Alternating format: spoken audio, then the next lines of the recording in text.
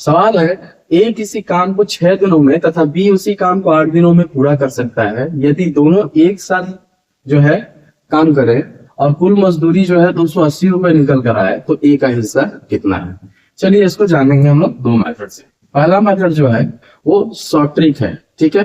अगर देखिए आपसे ए का हिस्सा पूछा जाए, अगर आपसे ए का हिस्सा पूछा जाए तो आपको क्या करना है, बी को लेना है, बी डिवाइडेड बाई टोटल, यानी दोनों को जोड़ देना है, ए का और बी का, यानी 14 8 और 6 14 गुना मजदूरी। क्या किया मैंने, ए का हिस्सा अगर पूछा है तो B divided by total into मजदूरी। अब देखिए 14 14 दूनी 28, कितना हो गया 20। अब ये दोनों को मल्टीप्लाई करने का कितना आ रहा है 160 रुपया, यानी ए का हिस्सा कितना हो गया 160 रुपया। अब बी का हिस्सा आपसे पूछा जाएगा तो क्या करेंगे, सिंपली इसमें से घटा दीजिए, 280 में से आपको 160 रुपया घट जाएगा, कितना आ जाएगा ये 120 रुपया, यानी बी का हिस्सा कितना हो गया 120 रुपया।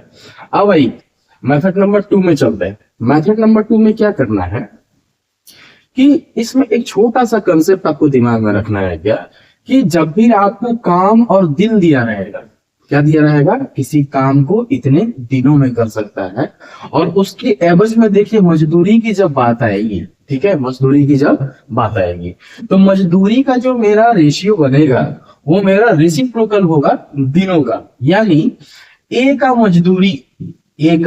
मजदूरी अनुपात बी का मजदूरी इज इक्वल, ए का मजदूरी अनुपात बी का मजदूरी इज इक्वल टू कितना हो जाएगा 1/6, कितना, ए का हम बोले रेसिप्रोकल होगा, ठीक है, 1/6 अनुपात 1/8, ठीक है। अब देखिए इसको क्रॉस मल्टीप्लाई करके हम लोग डायरेक्ट जो है इसका अनुपात निकाल सकते हैं, 8/6। अब इसको काटेंगे, छोटा करेंगे 4:3, ठीक है। अब आपको मालूम है कि किसी भी अनुपात को कंप्लीट लिखने का क्या तरीका होता है, बस उसमें x लगा दीजिए, तो a का हिस्सा कितना 4x और b का हिस्सा कितना 3x। अब देखिए टोटल मजदूरी दिया है कितना 280, तो 4x plus 3x is equal to कितना 280। अब देखिए ये हो जाएगा 7x बराबर 280 और x बराबर हो जाएगा आपको 7 चौके 28 40, ठीक है।